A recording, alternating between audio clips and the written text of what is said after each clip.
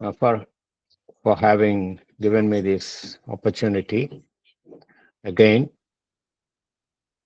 to be amongst you all. We have been discussing, and a special thanks to Sanjeev ji. Uh, I wish to thank Sanjeev ji also for organizing this workshop. And above all, I thank the mother and Sri Aurobindo for having given us this opportunity to be amongst their teachings and in their consciousness. At the outset, I would like to concentrate each and every word I speak and each and every thought that comes to my mind to Sri Aurobindo and the mother. Last three sessions, we have been talking about. The first session, we talked about ignorance.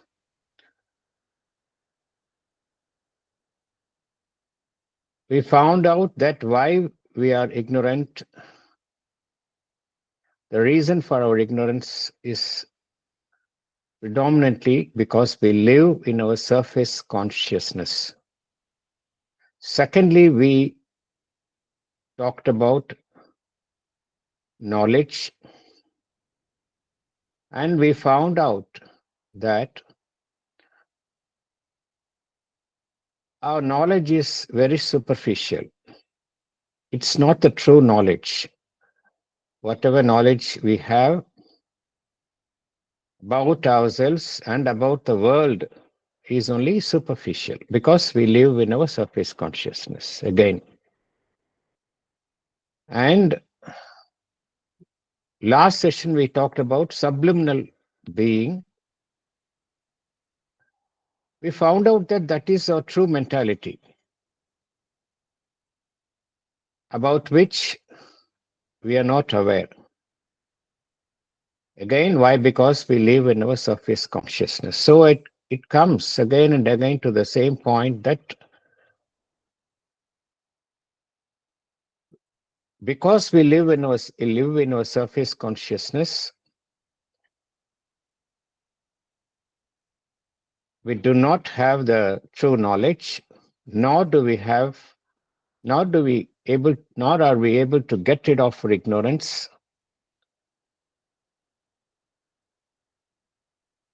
And we are not able to be in our real self, that is our subliminal consciousness, and again going deep inside our inmost being, going still deeper, our psychic consciousness. So all these things centers around the fact that we live on our surface consciousness. Now the question comes, what should we do to live within? So that forms a core of the core of our theme that we are going to discuss. First of all, why this exercise? Why at all we should do this exercise of living within? And see, we are all, most of us have our own daily routine. We have our family life, we have our careers, and if you see our psychological state,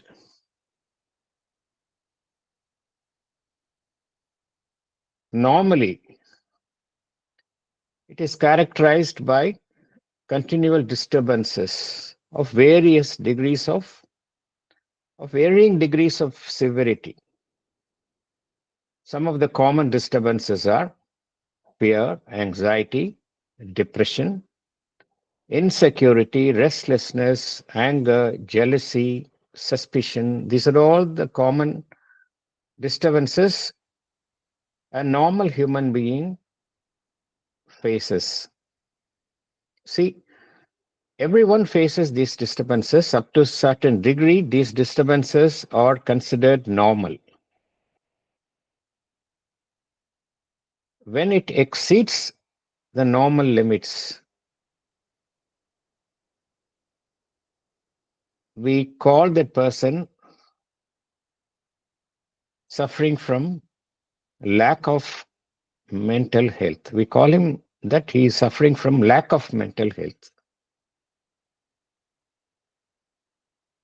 But this is an extreme definition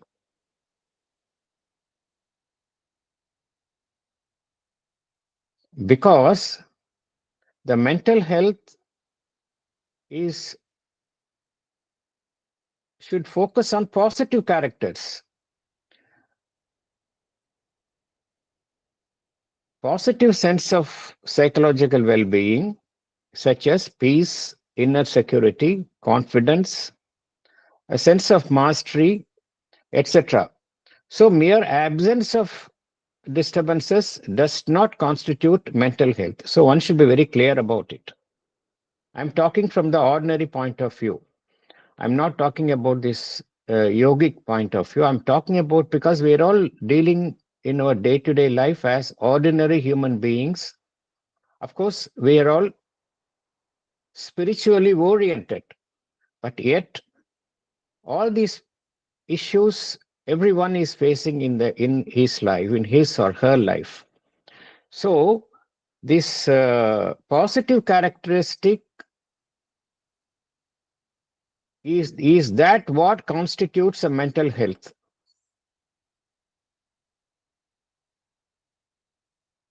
Secondly, not only disturbances like acute disturbances like anxiety, depression, agitation, etc., that impair the mental health. If we observe our mind, even such things as constant chatter and distractibility of the mind keeps on chattering and it gets distracted.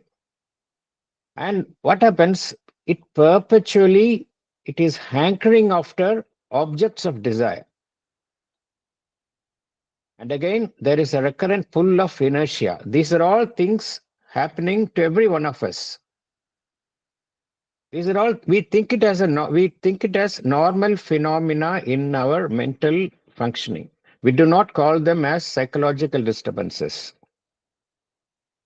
But the fact remains that it affects our inner well-being, even though they do not affect our they do not affect they may not be strictly called as psychological disturbances, but they do affect our inner well-being. For example, I can say in the modern times, no one can deny that we are all afflicted by a phenomenon known as impatience. Especially the impatience is on account of wanting to possess something, on account of a desire. The stronger the desire, the greater the impatience. It is our tendency, this is a tendency of our vital. And there is everyone is always in a state of time urgency. That marks the present day civilization. Time urgency. Everyone is in a hurry. But this, what mother calls this as a hurry sickness. The mother calls this as a hurry sickness. Everyone wants to do something in a hurry. But what happens in a long course of time? This agitated behavior alters a person's character And what is in modern psychiatry, it is called as type A behavior. It leads to some sort of your agitation, anxiety. It is affecting your health. And one more thing, not only that, not only these unpleasant things affect our mental equilibrium, even the excitements produced by pleasant feelings, they also alter our psychological state. They also pertain to our vital. They affect our homeostatic equilibrium. What is homeostatic equilibrium? Means the equanimity. It affects our equanimity. So all these things, what happens, affects the health of our inner being. So what should be our ideal? What should be a human being every one of us wants to achieve in our life? Number one, not only do we want to be free from all these disturbances, but also we want to be immune to them by the virtue of positive characteristics. Now this exercises is meant for that. So we should be very clear why we are doing these exercises. We want to get rid of free from all these mental disturbances, mental, vital, and physical disturbances. And also we want to inculcate in our psyche the virtue of the positive characteristics to help us achieve all these objective. We should These exercises will really help. Not only see, ultimate our aim is to go to a deeper part of ourselves, find out our true being, our psychic being, and to live from our psychic being. That is our ultimate objective. But even before that, all these exercises will help us in leading a better life, in leading an anxiety free life, in maintaining better human relations. That's why the mother has spoken on in very practical terms. If we see our waking consciousness, if we see our life in a day, 24 hours in a day, most of the time we are engaged outside. We are involved in external engagement most of the time. And of course, one third of our day we spend in sleep. Of course, we are all, as we are supposed to be spiritually oriented people, most of us spend some time in a day towards some sort of an internal engagement. This internal engagement may be reading some spiritual literature, meditation, contemplation, concentration, going within. This kind of exercises all of us do. But this constitute only a very small part. What is indicated as this blue strip, blue section. This yellow section is a portion of the time we spend mostly on external engagement. And of course, sizable portion of our day we spend in sleeping. Now, our focus should be how to you make use of this external engagement. The time we spend at what is called as our waking consciousness. But for the sleep, we live in our waking consciousness. Now, during our waking consciousness, are we living in an externalized way, or are we living within? That is a question now. But most of us, we live engaging ourselves in external activities. And our let us see how we can convert this external engagement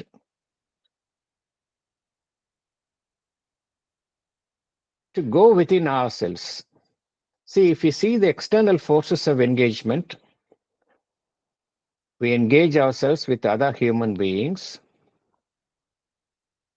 and we engage ourselves with material causes, what is around us, what constitutes our environment, mostly material causes, and our own internal cause, even though it is within us, but it engages,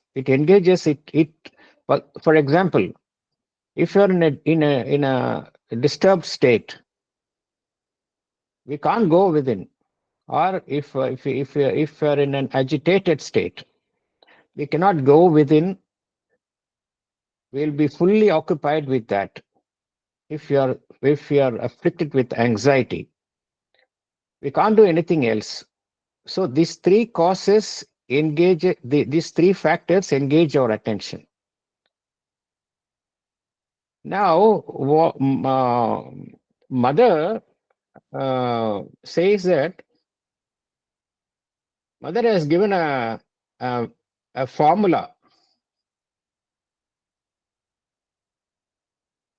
how we can safeguard ourselves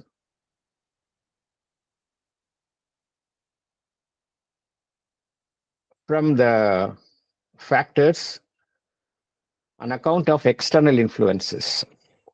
She says all of us live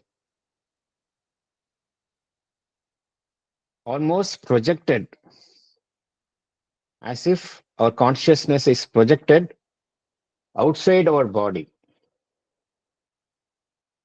You live almost projected as it were outside your own body, she says. And when we meet some unpleasant being, similarly projected, you get upset, she says. She says the whole trouble comes. Why? Because we live as if our consciousness is projected outwards. So when we meet a similar person, it affects us. We get upset. She says the whole trouble arises because we are not accustomed to stepping back, she says. She says, as long as you step back, you will not be much affected by these external influences, external impacts. Especially, she says, the forces of desire, of anger, they are all superficial forces. She says they are all superficial forces which move outside the world. Do not lend yourself to these forces, she says. More, it's very often that we come across people and they're in an angry state, and when someone is angry with you, she says, do not be caught in his anger. It's an anger is a vibration. Do not get in his vibration of anger. She says, simply step back, and his anger, which is a moment, which is a vibratory moment, finding no support, it will vanish. So it's a question of you withdrawing from the person, from that movement. See, that's why she says, these are all the forces lingering around you. Please do not lend yourself to these forces.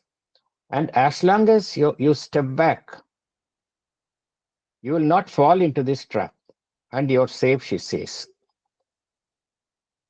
because these are all the forces which prevent us from going within. And she says, we make decisions in our life, day-to-day decisions we make. Mostly we make this decision in a mechanical way, in an impulsive way. She says, never decide anything without stepping back.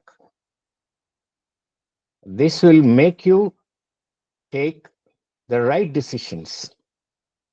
And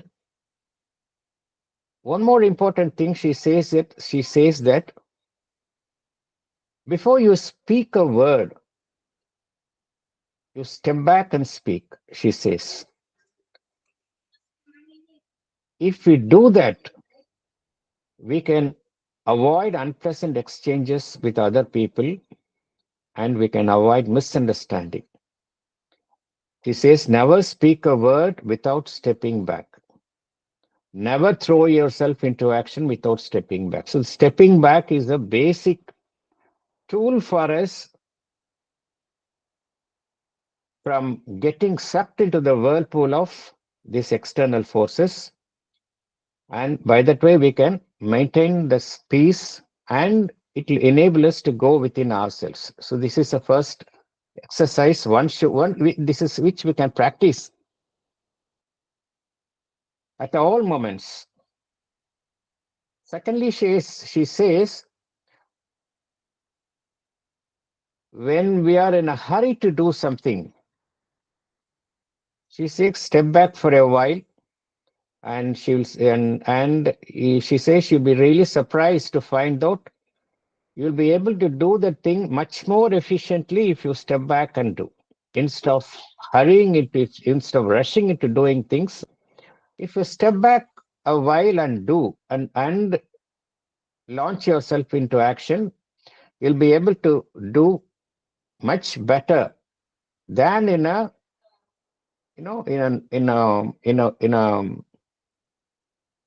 hurried action. In a general way, she says all these movements, they all belong to the these movements belong to the ordinary world. They are all very impermanent. There is nothing in it to get upset about, because our success and our failure, they're all only relative to the time. When you get the sense of relativity of things, then whatever happens, you can step back and look. You can remain quiet, and you need not be perturbed. Only if you get a sense of relativity of things. He says at every moment one should know that this also will pass on. And one should remain peaceful and wait for the answers, he says. Wait for the answer from the higher source. If you want to get the answer, you have to the first condition is that you should remain peaceful. Unless you're peaceful, you can't receive the answer. So you should practice that inner peace. If you do that, then at every time, we will get the answer as to what we have to do. This is the first tool for disengaging from ourselves from the external forces, and in turn, it will help us to go within. Secondly, one should become aware of oneself. That is, one should become conscious. How one can become conscious? Conscious of our inner self. And she says, mother, and all whatever we discuss here, they're all stated by the mother and Sri Aurobindo, collected from various sources. Mostly this text is taken from Living with the book. All of us know about this book, Living Within by A.S. Dalal. I have compiled, I have collected, I have compiled the text from that book, and all these are the teachings of the mother and Sri Aurobindo. This becoming aware of oneself and becoming conscious, this is very important. How one can become conscious, conscious of a real being? He says by progressive elimination. Progressive elimination, one can really become conscious. For example, we can look at our body and see whether the body is really, it is whether the whether it is a body that constitute me, or I am different from my body. One, if we do that, we will come to know that we are different from our body. What the real we, the real being in us, is different from our body. We are not this body. That one can discern. If we do that, it is possible for us to get a detachment from our bodily ailments. And secondly, if we observe our emotions, we'll find out that the emotions are not we. It is something else. We can detach ourselves from our emotions. That means we can stand apart. The we, that consciousness that we exist separately, we can apply to all the movements within our being. We can see that we are not our emotions. It is something separate from us. We can detach ourselves from our emotions. Similarly, we'll come to know that we do not constitute our thoughts. We can we can observe our thoughts as a witness. We'll realize that I am different from my thoughts. That is detachment from thoughts. This is called progressive elimination. You can progressively eliminate your yourself. You can detach your real self from your external being. Then if you do this process progressively, we will enter into contact which is something which gives you the impression of being, yes, that's myself. The body is not me, the emotions are not me, the thoughts are not me, but something more within me, that is real myself. This exercise one can repeat so that we will be able to know what our real being is, what one's real consciousness is. It will help us to unite with our real being, that is our psychic consciousness, with our psychic being. For that, the mother says one should be able to differentiate between one's consciousness and all these moments. My consciousness is different from my thoughts. My consciousness is different from my body.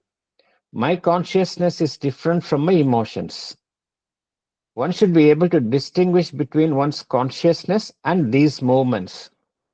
If we do that, it will help us to go within. This is one exercise. The mother and Sri Aurobindo, both they have indicated this exercise. And the mother says one must know how to distinguish the consciousness from the other parts of the being, because these parts are only its instruments. The consciousness must make use of these things and not the vice versa, she says. So this is another exercise, that is being conscious of one's own self. This is the second exercise. Next comes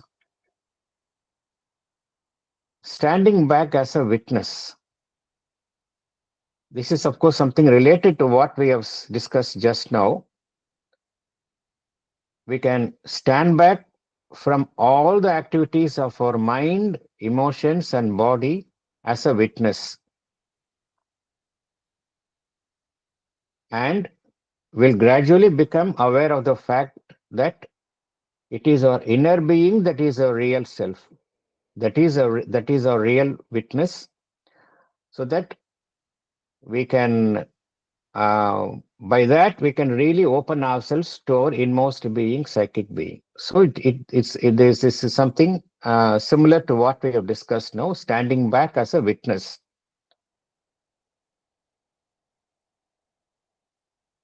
The self observation and self organization, this is something Mother has spoken at length. This is why, because uh, uh, we are composed of various movements. We have within us uh, various movements taking place within us. We should know clearly the origin of our movements, one's own movements, because we have contradictory movements taking place within us. And our mind has the habit of giving a very favorable reason to justify its own action. That's what Mother says, the mind is capable of gilding everything. Because of that, it's very difficult to know whether a true movement from a false movement.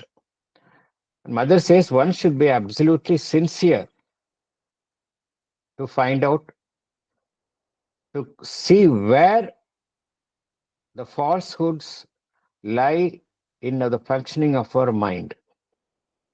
That means we have to do the review. For that, she says, whatever movements taking place within us, our mental movements, vital movements, and bodily movements, we should ask ourselves whether it is in line with the highest ideal, the highest truth of ourselves, whether it is in line with us, whether it is in conformity with that. If it is in line with that, we can accept the moment. If it is not in line with that, we have to reject the moment, because all round the day these movements are taking place in our mind in the form of thoughts, in our vital in the form of emotions, in our bodily actions. We should ask ourselves, we should be conscious of these movements, and we should ask ourselves, are these movements are in conformity with the truth of my being, with the highest ideal of my being? If it is in conformity, accept those moments. And if it is not in conformity, we have to reject these moments. To do this exercise, the Mother says, one should be really sincere, because, as we have already told, the mind has a habit of giving justification to all our false moments. That's why she says one should be absolutely sincere to find out whether it's a really true, whether it's really a true movement, a desirable movement. And the higher the see the like the, she says, we like this we have to organize all our activities to our psychic center. She says we have to organize our thoughts, organize our emotions, organize our physical actions around the psychic center, which is the inner light. If we do that, then we will not have any inner discord. Everything will be in conformity with our psychic being, that is our true center, and will be a harmonious being within us. This is regarding organizing ourselves, and to go within, to go within our, you see, we live in our surface being, and there is a subliminal being, there is an inmost being, uh, and even within that, there is a psychic being. Psychic being is the deepest part of ourselves. We know all these parts are within us. The mothers, we know mentally, intellectually, we know that these parts do exist by reading this literature. But what mother says, we can visualize to discover one's real being. We can visualize. We can we can make use of the technique of visualization. She says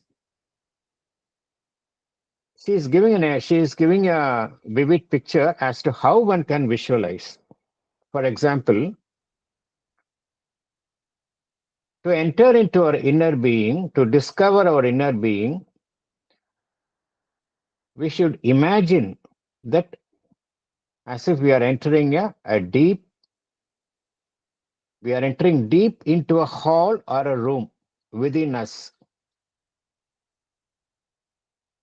What she calls as inner visits, as if there is a hall inside ourselves, and there is a room inside ourselves, as if we are entering deep into those rooms.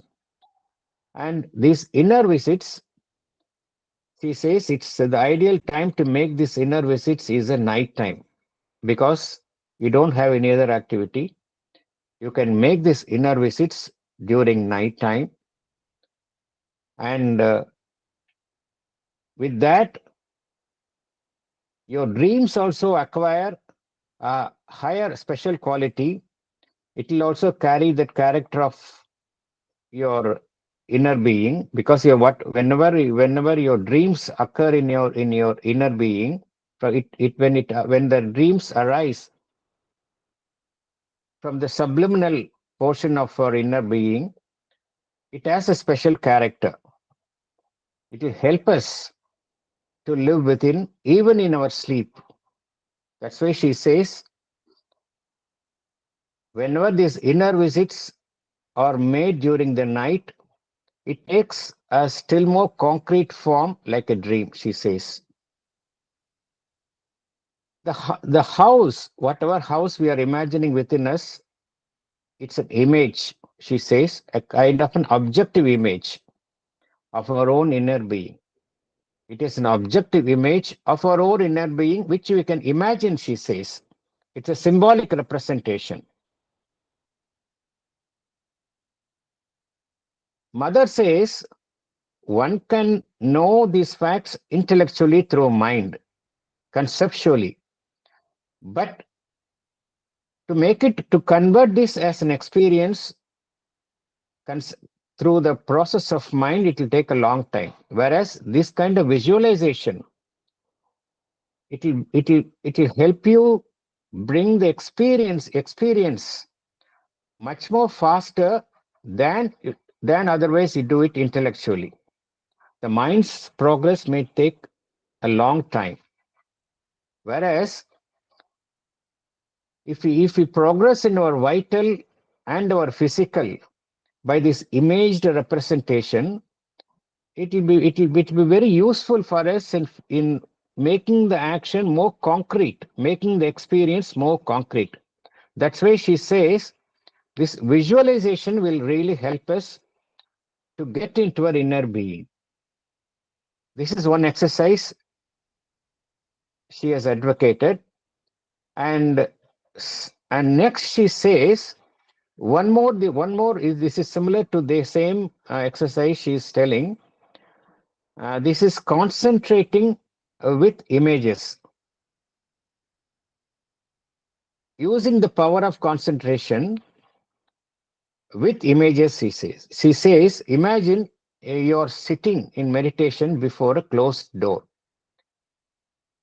You imagine it is a very heavy door, and you,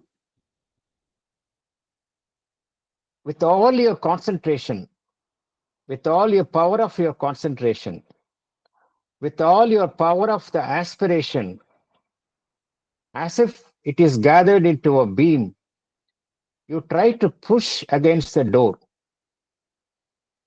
You will find suddenly that because of this energy, the door suddenly burst open. This is a power. This is, she says, this exercise is using the power of your concentration with image.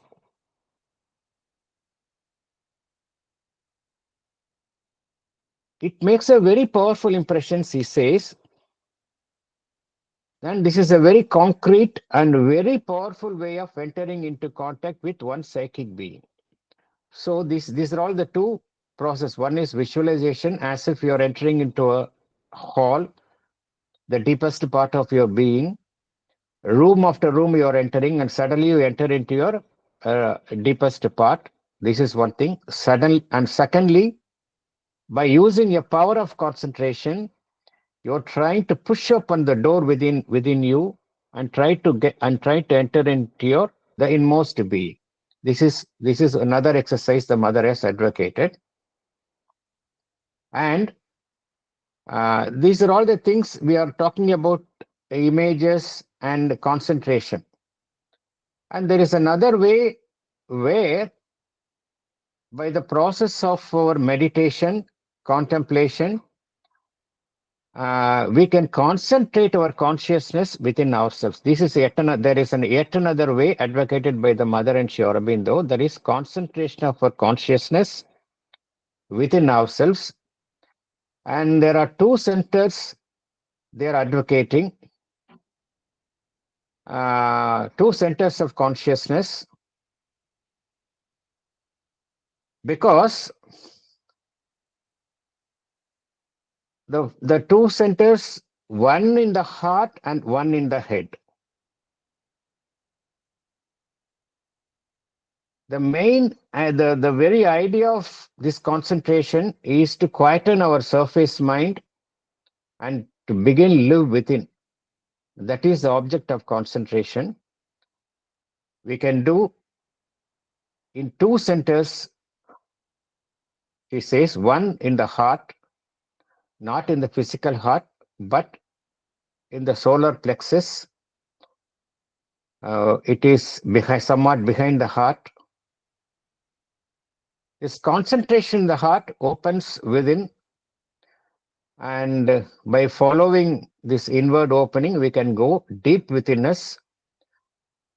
If we do that, we'll become aware of the soul or psychic being. But no, it's only by regular practice one can do that. If we do that, if you are able to have a touch with our contact with our psychic being, then it comes forward and it governs our mind, life, and body. It brings the consciousness of the divine presence within you, and it transforms your outer nature. This is one method they are advocating. For that, we should have an aspiration for this inward opening. See, everything should be accompanied by an aspiration for this inward opening and to feel the presence of the divine in your heart. If it can be done, that is a natural beginning, they say. And this is a safer way, they say. Concentrating in the heart is a far more easy and safe, they say. There is another way being advocated, is concentration in the head. That is a mental center. Mental center. It brings a silence in our surface mind. It helps us to be in contact with the universal self, the divine presence above, the divine peace, light, power, knowledge, bliss pours into us by this contact. But what Sri Aurobindo and the mother both advocate is that the easy way for the beginners is that to concentrate in the heart center. This one should practice every day. And see this is if you see the diagram, this concentration part we can do it requires some seclusion, some sort of an internal engagement. It is a precondition for doing this. But rest of the exercises we can do even when we are engaged outside. One more exercise the mother says is that always we should collect ourselves, self collection and remember, self collection and remembering. In our day to day life, we come across unoccupied moment. That is, we are not occupied with any other work. For example, when we want to go and meet somebody, we are waiting for an appointment, or we are waiting in the airport. Wherever we have an occasion to wait, we have some time for us. She says that when you come across such moments, what normally a person does is that we would like to distract ourselves. We want to invent something to pass our time. We watch the mobile, we read something just to pass the time. That is, we want to escape this boredom. Instead, what mother says, whenever you get time during the course of your day, you take it as a time to concentrate wherever you are, to collect yourself. You should contemplate as to relive the purpose of your life. Like that, one should do this kind of contemplation. If you do that, then each time, if you do that carefully, each time it becomes an opportunity for you to go within. She says, instead of wasting your time in chattering and doing useless things and reading things which lowers our consciousness, you should take it as an opportunity given to you to utilize for the true purpose of unoccupied moment before you, she says. So this unoccupied moment, every one of us comes across in our life. We don't stick to schedule all around the day. We come across this unoccupied moment and we should make the best use of it. And using life as a mirror is another technique mother is telling. She says, we say that we come across so many people, so many uh, experiences, external experiences we come across. Uh, some experiences we do not like.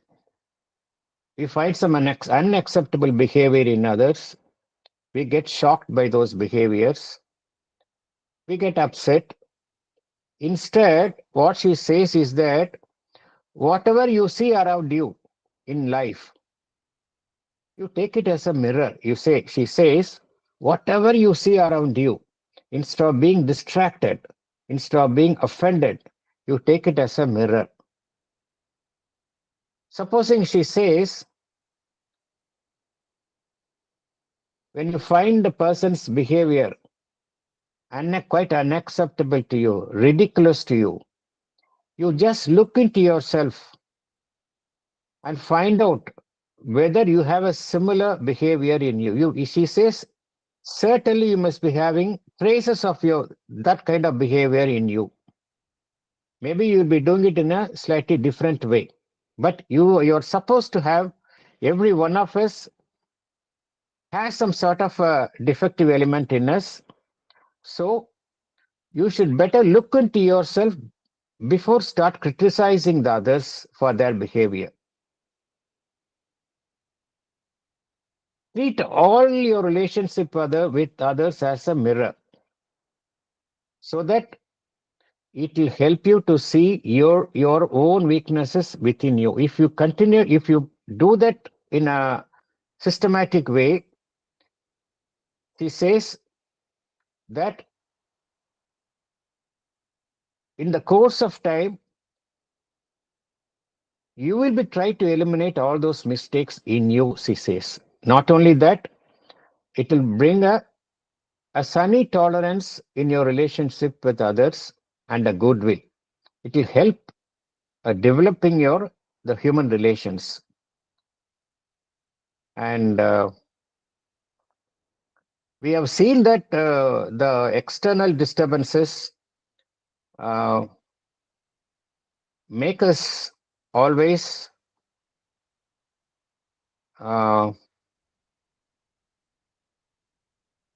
always living in a state of external engagement. We are unable to concentrate inwardly because we something is always occupying our mind. Some disturbance is always going on. We are impacted by the external influences. Because of that, we do not have peace. To look to go within yourself, the precondition is that first of all, the mother says you should establish peace in yourself. How to have a settled peace and silence in the mind? This is the first question that comes to our mind. How to have a settled peace and silence in our mind? The mother says, just say to yourself, peace, peace, peace. Keep on repeating the word. The peace will come and settle in you, she says, as if you're calling your own friend. Try to call peace at all times. If you do that, the peace will settle in you, in your consciousness, in your being, so that you become very calm and you will try to go within yourself. Unless you're at peace with yourself, you'll not be able to go within. So you have to call peace, she says. No matter what you're doing, no matter what you're saying, it is always peace, peace, peace. She says, if we acquire this habit, then it becomes a regular practice and you'll be always peaceful, she says.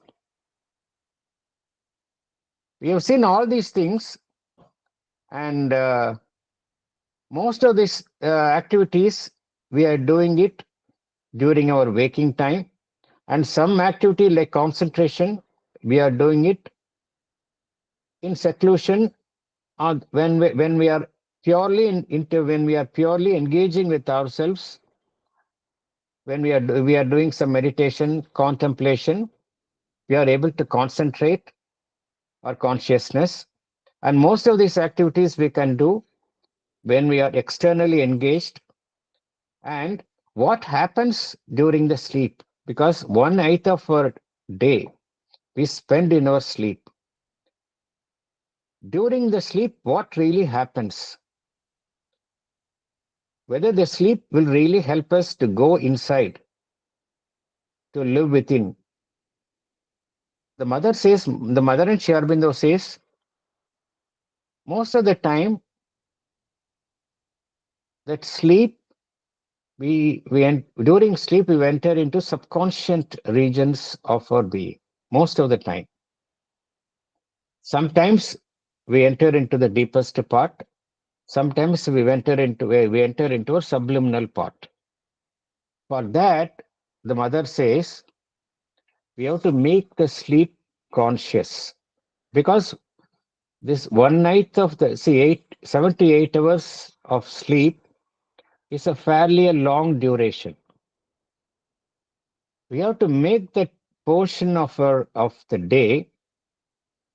We have to spend that portion of our day in a very conscious way. That's why the mother says we have to make our sleep conscious. She is advocating certain practices which all of us can follow. It will help us to make our sleep conscious. First, she says you have to rest before going to sleep. It's it looks strange, but we think that to take rest, we are going to sleep. The mother says, better take rest before going to sleep.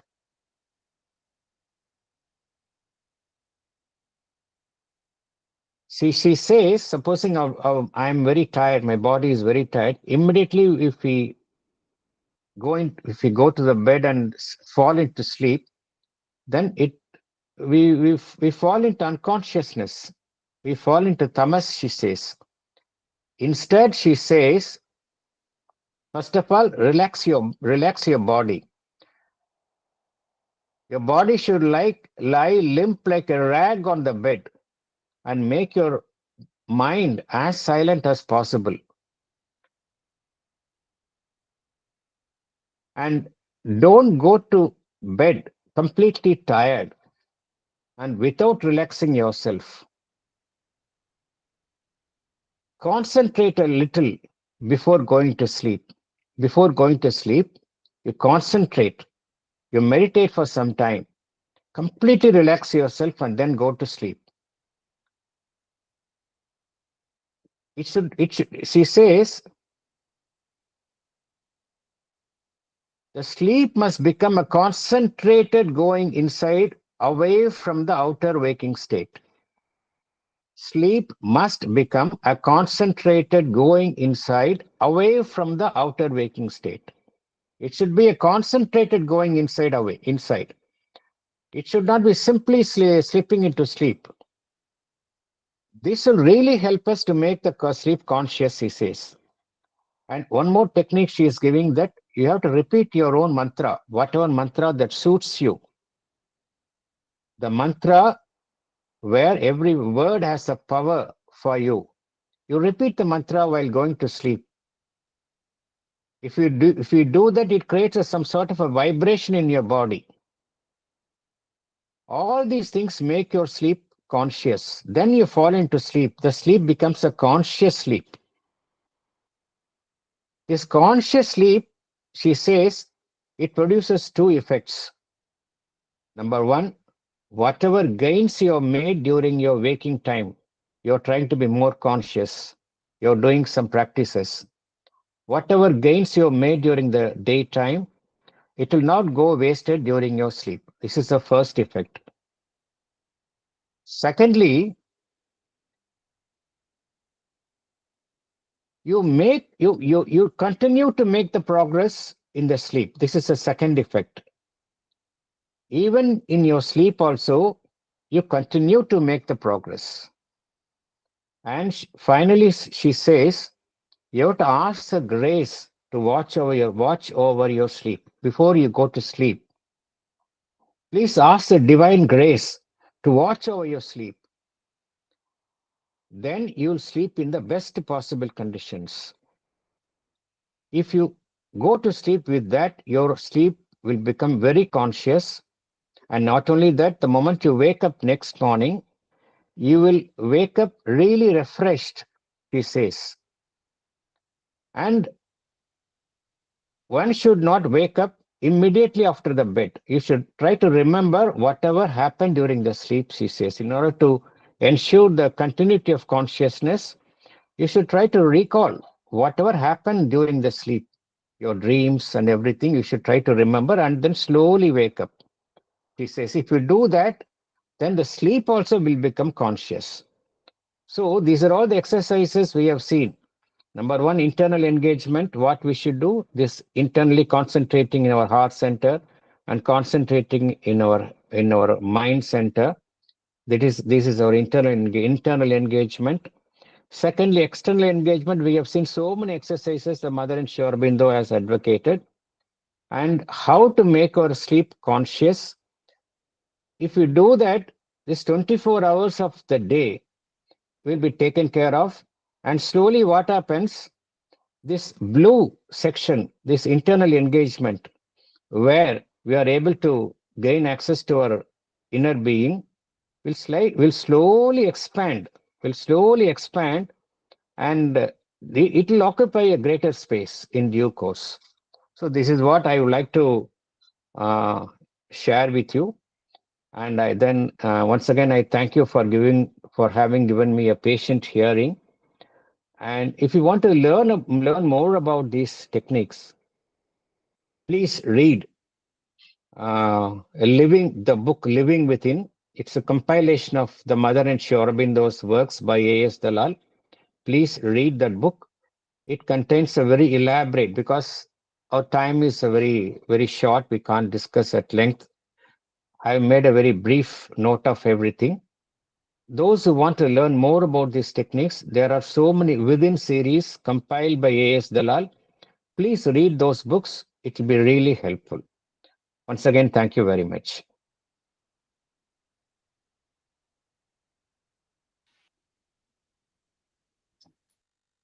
Thank you very much, Sivakumarji. You've given us a lot to think about and remember. In many ways, you have covered uh, many of our workshops that we've done in the past. Each one with a topic. Like being sincere, aspiration, visualization, and the use of sleep as well.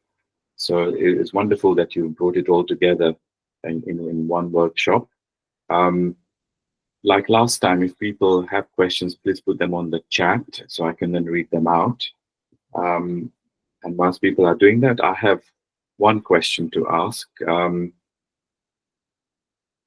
You've given us a lot about how we can use sleep as part of our exercises. And one of the things you mentioned in the waking stage, especially when you were considering visualization, is to concentrate with images. Is that possible in sleep, to concentrate with images? Are we supposed to perhaps figure out some images and concentrate on them as we fall asleep? Or should the images come spontaneously? The mother says, while you're entering into the sleeping state, this visualization of images will really helpful. Supposing with that image, if you fall asleep, it will become part of your dream. It will become more and more experiential. Does that imply that we can actually decide what our dream is going to be? Yes, it decides. The how conscious your sleep is. It all depends on the how conscious your sleep is. If your sleep is very conscious, and if you go with certain aspiration, that's very important. The mother says, while you are going to sleep, you go to sleep with certain aspiration, strong, intense aspiration. With that aspiration, if you go into sleep, then the character of the sleep, your dreams, will carry that aspiration. So certainly, yes, it is. That's why the mother says you have to prepare yourself before you go to sleep. Meditate, reading good literature, and prepare yourself before going to sleep. And go with an aspiration. Enter the sleep with intense aspiration. If you do that, then naturally you'll be able to uh, get away from the grip of the subconscious activities, because the mother and Sri Aurobindo both say that the moment you fall asleep, uh, you become the victim of your subconscious being, over which we have no control. Because whatever our past recordings, past experiences are buried there, and they come and they surprise you. If we make sleep conscious, then we'll be able to get away from the clutches of a subconscious element in us.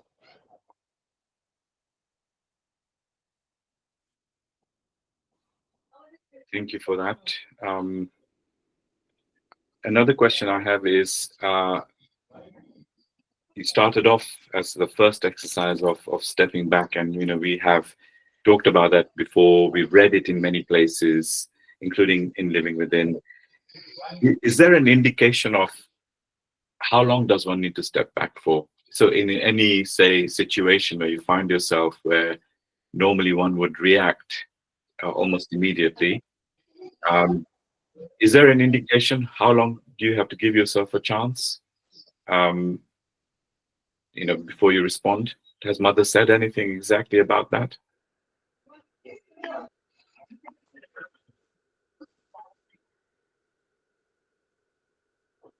She does. She has not quantified it. She has not quantified that you have to step back for a few. She says, uh, before reacting impulsively, just wait for an answer from within. She says, just wait for an answer from within.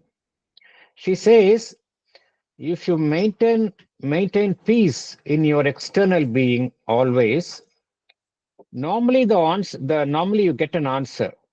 You get an answer as to how you should react. But it comes by practice. It comes by long practice. It's really helpful. It comes by a long practice because as human beings, uh, we are given to react immediately. We are given to react immediately uh, in an impulsive way. But to abstain from such reaction, it takes a long practice. But if you practice that, always refer refer the situation to something within you and wait for an answer. She says you will get an answer. She says, or you can call the mother's name. You can call the mother's name and wait for an answer from her.